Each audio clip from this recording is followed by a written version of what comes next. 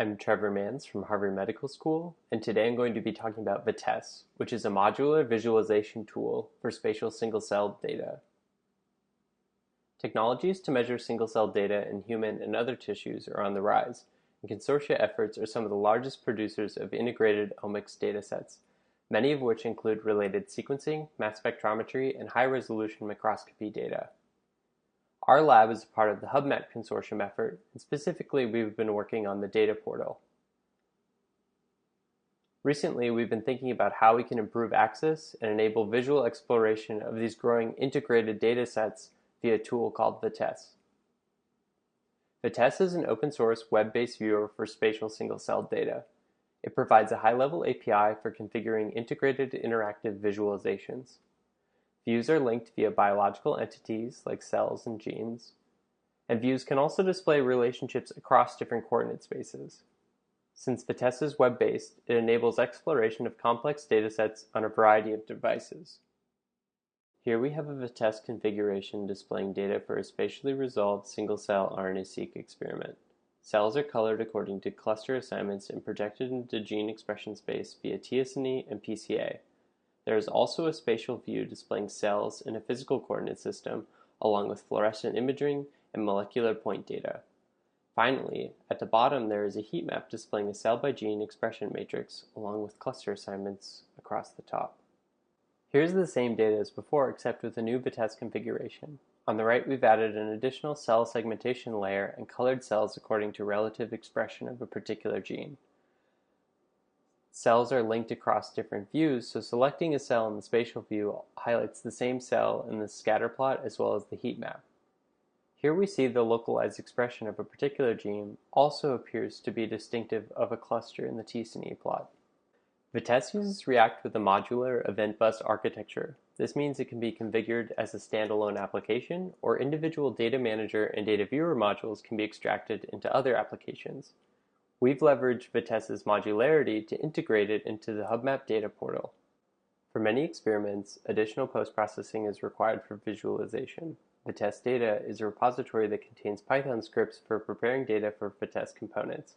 For small datasets, post-processing is fairly inexpensive, but for large raw resources such as images, post-processing might be infeasible, and thus viewing large multiscale images in tess has been limited until recently. The primary challenge for sharing imaging data on the web is simply that imaging data is just so large. Modern microscopy can yield images which are hundreds of gigabytes, even terabytes in size.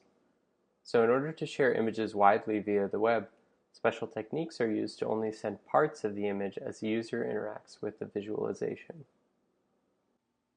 There are two primary techniques for web-based image viewers. The simplest technique is to pre-render the source image. In this situation, a rendered copy of the imaging data is created which will never be used for analysis, but is utilized by the web application. A user cannot re-render the image or specify channels since all rendering has been done beforehand. Therefore, in order to support more dynamic applications, the second option is to configure a server to both retrieve and render image tiles on demand. This is expensive and hard to maintain, and it's also difficult to scale. In addition, user interactions require a server request in order to see how changes have affected a rendering.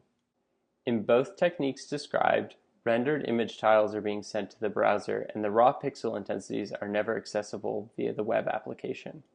In tess, we remove the server altogether, but in order to continue to support a dynamic application, we access and decode raw tiles directly from the source image and perform real-time rendering all within the browser. To carry out this approach, we use tess Image Viewer, which is responsible for all image rendering in tess.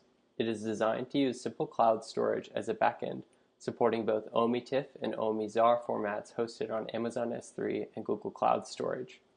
We utilize WebAssembly and web workers to rapidly fetch and decode raw intensities and then use these decoded arrays to perform real-time shading and texture mapping to produce rendered DeckGL layers.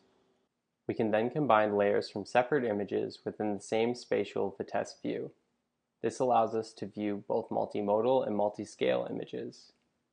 Here we have a multiplex immunofluorescent microscopy image and an imaging mass spectrometry image. These are captured at different resolutions and stored as separate sources, but since we load them as image layers, we can control their rendering properties independently, and register them together within the same view. The layer controller allows us to specify which channels to render for a particular image source and how to render each channel, assigning both color and contrast limits. In addition, we can change both opacity and blending for each image layer itself. We cache decoded channel intensities so that all re-renders can be performed rapidly and without additional resource requests. This leads to a fast and responsive user experience. Here we adjust the opacity of the IMS image by moving the slider in a particular view. Since all rendering is done in the browser and via performant GPU code, we can achieve multiple renderings per second. Finally, to reiterate, tess is portable and as a web application will work on laptops, tablets, and mobile devices, placing the fluid exploration of gigabytes of multi-scale imaging data at fingertips. Most of the work for tess is focused on creating access to static remote datasets.